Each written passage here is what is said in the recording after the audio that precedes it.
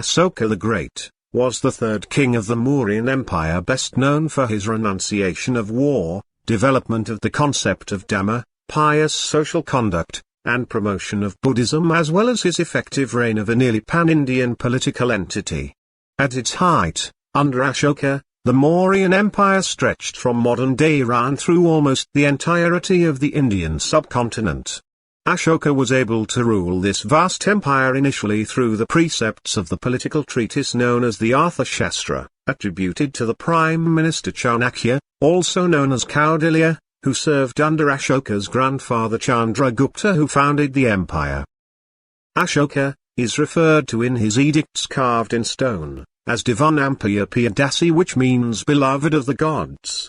He is said to have been particularly ruthless early in his reign until he launched a campaign against the kingdom of Kalinga in 260 BCE, which resulted in such carnage, destruction, and death, that Ashoka renounced war, and in time, converted to Buddhism, devoting himself to peace as exemplified in his concept of Dhamma. Most of what is known of him, outside of his edicts, comes from Buddhist texts which treat him as a model of conversion and virtuous behavior. The empire he and his family built did not last even 50 years after his death. Although he was the greatest of the kings of one of the largest and most powerful empires in antiquity, his name was lost to history until he was identified by the British scholar and Orientalist James Prinsep. Since then, Ashoka has come to be recognized as one of the most fascinating ancient monarchs for his decision to renounce war, his insistence on religious tolerance, and his peaceful efforts in establishing Buddhism as a major world religion. Although Ashoka's name appears in the Puranas, no information on his life is given there. The details of his youth, rise to power and renunciation of violence following the Kalinga campaign come from Buddhist sources which are considered in many respects more legendary than historical. His birth date is unknown, and he is said to have been one of 100 sons of his father Bindusara's wives. His mother's name is given as Shubhadranki. She is also depicted as the daughter of a Brahmin, the highest caste and Bindusara's principal wife in some texts, while a woman of lower status, and minor wife in others. The story of the 100 sons of Bindusara is dismissed by most scholars who believe Ashoka was the second son of 4. His older brother, Susima, was the heir apparent and crown prince. And Ashoka's chances of ever assuming power were therefore slim, and even slimmer, because his father disliked him.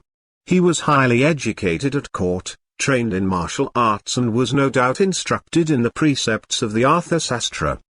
The Arthashastra is a treatise covering many different subjects related to society, but primarily is a manual on political science providing instruction on how to rule effectively. It is attributed to Kaudilya, Chandragupta's prime minister. When Ashoka was around the age of 18, he was sent from the capital city of Pataliputra to Taxila to put down a revolt. According to one legend, Bindusara provided his son with an army but no weapons. The weapons were provided later by supernatural means. This same legend claims that Ashoka was merciful to the people. No historical account survives of Ashoka's campaign at Taxila. It is accepted as historical fact, based on suggestions from inscriptions and place names. Having succeeded at Taxila, Bindusara next sent his son to govern the commercial center of Ujjain, which he also succeeded in. No details are available on how Ashoka performed his duties at Ujjain, because what was thought most worthy of note by Buddhist chroniclers was his love affair with the daughter of a local merchant. This woman's name is given as Devi, also known as Vidisha Mahadhevi, of the city of Vidisha. She played a significant part in Ashoka's attraction to Buddhism. According to some historians, Devi first introduced Ashoka to Buddhism, but it has also been suggested that Ashoka was already a nominal Buddhist when he met Devi, may have shared the teachings with her. Buddhism was a minor philosophical religious sect in India, at this time one of the many heterodox schools of thought, along with Ajivika, Jainism and Charvaka, vying for acceptance alongside the orthodox belief system of Sanatana Dharma, better known as Hinduism. The focus of the later chronicles on Ashoka's affair with the beautiful Buddhist Devi, rather than on his administrative accomplishments, can be explained as an effort to highlight the future king's early association with the religion he would make famous. Ashoka was still at Ujjain when Taxila rebelled again and Bindusara this time sent Suzima. Suzima was still engaged in the campaign when Bindusara fell ill and ordered his eldest son's recall. The king's ministers, however, favoured Ashoka as successor, and so he was sent for and was crowned king upon Bindusara's death. Afterwards, he had Suzima executed by throwing him into a charcoal pit where he burned to death. Legends also claim he then executed his other 99 brothers, but scholars maintain he killed only 2 and that the youngest, one Vitashoka, renounced all claim to rule and became a Buddhist monk. Once he had assumed power, he established himself as a cruel and ruthless despot who pursued pleasure at his subjects' expense and delighted in personally torturing those who were sentenced to his prison known as Ashoka's Hell. His policy of cruelty and ruthlessness was historical fact is borne out by his edicts, specifically his 13th Major Rock Edict, which addresses the Kalinga War and laments the dead and lost. The kingdom of Kalinga was south of Pataliputra on the coast and enjoyed considerable wealth through trade. The Mauryan Empire surrounded Kalinga and the two polities evidently prospered commercially from interaction. What prompted the Kalinga campaign is unknown, but, in 260 BCE, Ashoka invaded the kingdom, slaughtering 100,000 inhabitants, deporting 150,000 more, and leaving thousands of others to die of disease and famine.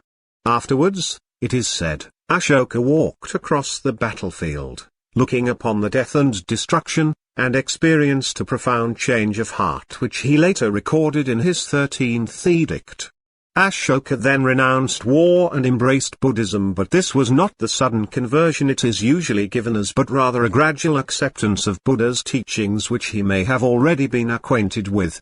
It is entirely possible that Ashoka could have been aware of Buddha's message before Kalinga and simply not taken it to heart, not allowed it to in any way alter his behavior. This same paradigm has been seen in plenty of people who claim to belong to a certain faith while regularly ignoring its most fundamental vision. It is also possible that Ashoka's knowledge of Buddhism was rudimentary and that it was only after Kalinga, and a spiritual journey through which he sought peace and self-forgiveness, that he chose Buddhism from among the other options available. Whether the one or the other, Ashoka would embrace Buddha's teachings insofar as he could as a monarch and establish Buddhism as a prominent religious school of thought. Once Ashoka embraced Buddhism, he embarked on a path of peace and ruled with justice and mercy. Whereas he had earlier engaged in the hunt, he now went on pilgrimage, and while formerly the royal kitchen slaughtered hundreds of animals for feasts, he now instituted vegetarianism. He made himself available to his subjects at all times, addressed what they considered wrongs, and upheld the laws which benefited all, not only the upper class and wealthy.